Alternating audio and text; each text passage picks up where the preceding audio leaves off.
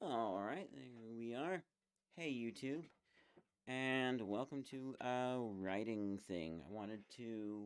So, first of all, with the story that I'm working on that I talked about in the previous writing thing, um, it's going pretty good.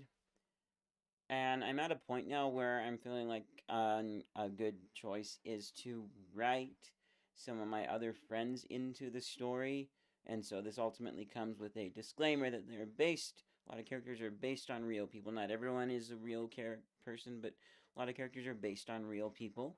And it's just kind of me guessing how they would think and act.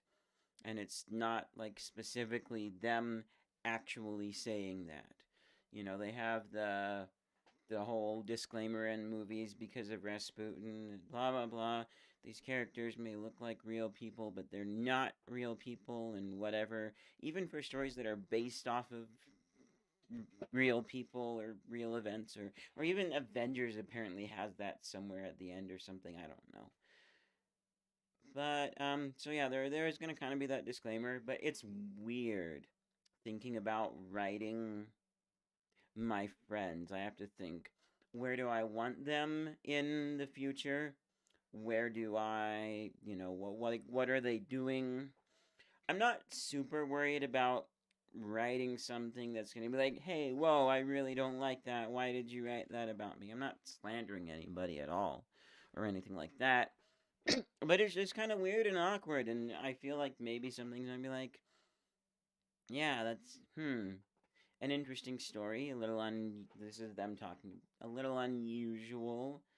Some of the things about me, they're not bad. Just maybe not something that I would actually do, or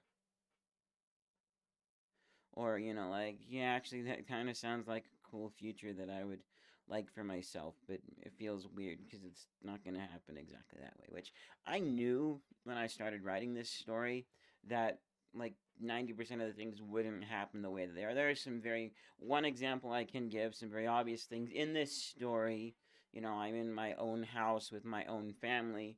But in real life, I don't actually really see myself going into a house. It might be kind of nice. I like some of the looks of this house in my mind. I like some of the layout. And I think, some things would be nice like that, but I don't really see myself moving into my own house because I would save a lot of money just staying here with my parents, even if they eventually make me pay rent. But if I ever date someone and get married and we absolutely, like, she really doesn't want to live with my parents, that really doesn't work out, sure, fine, we can, if we have enough money, we can look for an apartment, start saving for a house. But ultimately, I think it would just be cheaper to live here, and I'd love to, with my future family, make it work to live here. There's enough space for, me, a wife, some kids, my mom and stepdad. So that's one thing that really wouldn't has a high chance of not happening. But there are other things too. And so it's just very interesting just thinking about writing my friends and it's like, oh, now I have to write this one friend. What about this? Oh, that seems a little weird. What about that seems even weirder.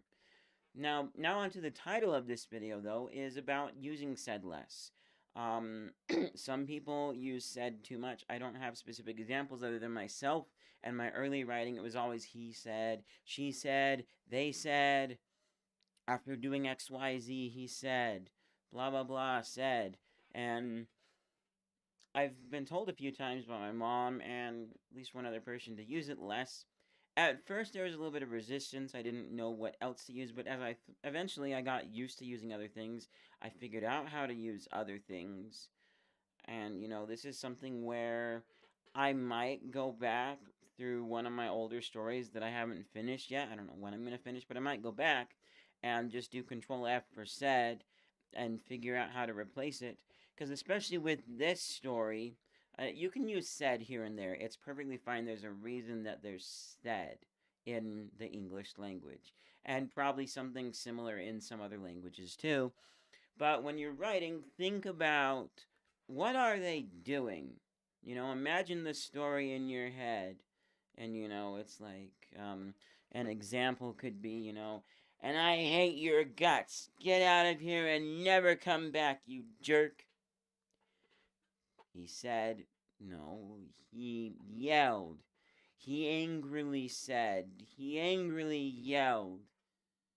He angrily yelled across the room. Think about what the character's doing, the way that they're saying things, because this really, I find, adds an extra layer to things. And, because some stuff, it's not very, it's not exactly obvious what someone means or how tone of voice, inflection, how people look plays a big part. I found this out the kind of hard way. Back in 2015, I did date somebody, and then, of course, talking with other friends and people over multiple times here and there, I found that sometimes, like, oh, they're not happy. But wait, hold on a stop. That's not the type of person that they are. Just remember that they most likely don't mean it the way you're thinking they mean it. And so, thinking of that with regular texting and talking to people in written format, that can happen quite a bit. And so then, sometimes you just need to ask for clarification and make sure of things. But in writing, especially, and like when you're texting, you try and be somewhat obvious, can help. People aren't always obvious, but if you say, hey, that hurts, this makes me a little angry or whatever, but, in writing, using words other than said is a good idea. And I haven't specifically looked at lists of words that describe how people talk, but I think there was one word that wasn't a real word, but I used it that worked, and it was in a different story. It was, he snarked, which my parents liked, but they said wasn't a real word, but it worked. And so sometimes being creative, even if it's not a real word, can work, but just take some time to think about all the different ways that people can speak things in the way that you can describe it.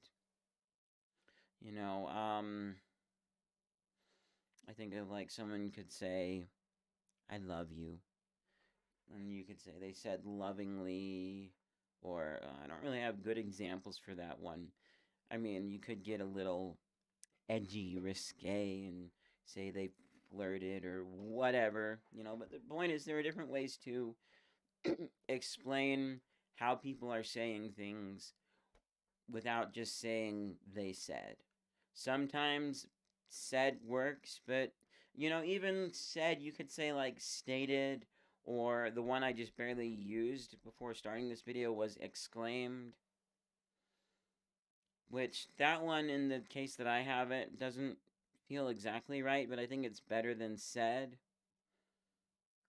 Maybe I'll use stated. I don't know, but just think about it. And I find it's kind of fun even just to sit there and think, ooh, how are they saying these things? Why are they saying these things? It really adds to the creative process, and I think it's nice because, like in my mind, I'm usually watching a movie of whatever I'm writing. I have a very visual mind.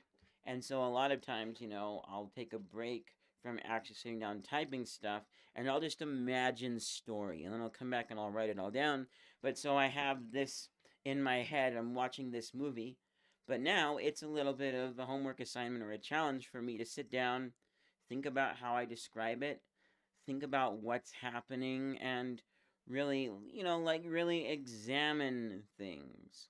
And instead of just subconsciously, where I yelled, get out of here, you jerk, or I hate you, whatever it was that I said, instead of just subconsciously, they're angry, blah, blah, blah, whatever, you actually think about and recognize and make these connections. And so, yeah, I have found that to be nice and useful, and I've really liked having the different explanations for things.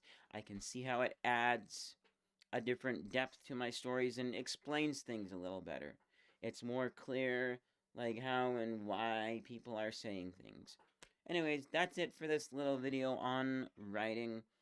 Hopefully some people find it interesting or helpful. I'm not the expert at writing. Like I said in the last video, though, I do have to be a little cautious about people's compliments not necessarily going to my head. I know that I'm not perfect with writing, but at the same time, I do know that my writing is good because some of the responses I've gotten, like I read a poem to a friend. It's not online yet on my Wattpad, but I read a poem to a friend and their response was, wow, that makes me want to cry. So when you're getting responses like that, it's like, yeah, okay, take some credit for yourself. You know that you're doing some good writing, but I'm not invincible. I don't write everything perfectly. Sometimes I even just, not necessarily in story writing, but I just say the first thing that comes to mind, and it's not necessarily the best thing. So yeah, if you did find this enjoyable or interesting, leave a like down below. I should have put my Wattpad. I need to put my stories in the previous. I need to fix that. I'm gonna go do that right now. But yeah, there's gonna be a link to my stories page in this description and the description of the last video in just a few moments or so. And if you want to see my story stuff, that's where you can go check it out. Eventually, this story will be posted on my Wattpad. Check out the other stuff that I do if you're new here, and then consider subscribing, because this is kind of a one-off little thing talking about writing. But anyways, thanks for watching. I will see you guys